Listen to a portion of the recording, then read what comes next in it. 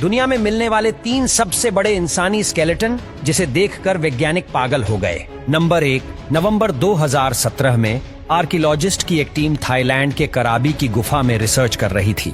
खुदाई के दौरान एक रिसर्चर्स को इंसानी कंकाल दिखा। जब उन्होंने मिलकर थोड़ी आगे और खुदाई करी तो वहां पर एक बहुत बड़ा इंसानी ढांचा मौजूद था। आपको शायद यकीन ना हो, लेकिन उस ढांचे की लंबाई 19 फीट से भी ज्यादा थी। इस विशाल कंकाल के साथ एक सांप का कंकाल भी था और इस सांप के सर पर 2 सींग भी थे। ये सांप बहुत खतरनाक लग रहा था।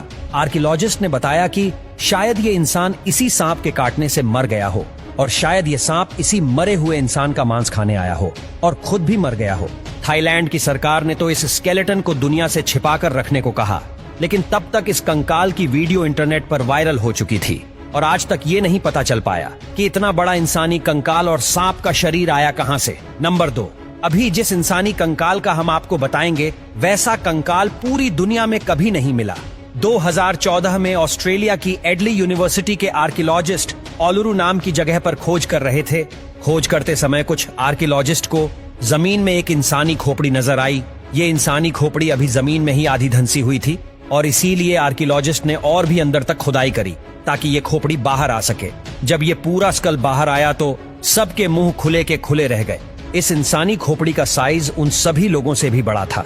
इतने बड़े इंसान का एग्जिस्ट करना आज की डेट में ऑलमोस्ट इम्पॉसिबल था। आर्कियोलॉजिस्ट ने खुदाई करी और इस बड़े सर वाले की पूरी बॉडी को बाहर निकाल लिया।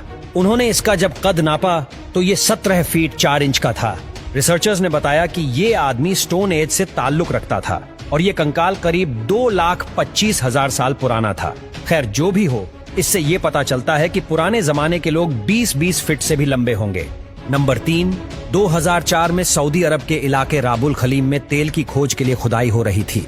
खुदाई के काम के दौरान कुछ वर्कर्स ने एक बड़ा सा इंसानी कंकाल देखा। ये आकार में इतना बड़ा था कि बाकी सब लोग उसके सामने चींटी की तरह लग रहे थे। इतने बड़े कंकाल को देखकर लोगों ने घबराकर पुलिस को कॉल कर दिया। सऊदी सरकार को जैसे ही इसका पता चला, उन्होंने तुरंत इस जगह को सीज कर दिया और उन्होंने वहां रिसर्च और फोटोग्राफी पर भी बैन लगा दिया। असल में ये कंकाल कौमे आज में ताल्लुक रखने वाले एक शख्स का था।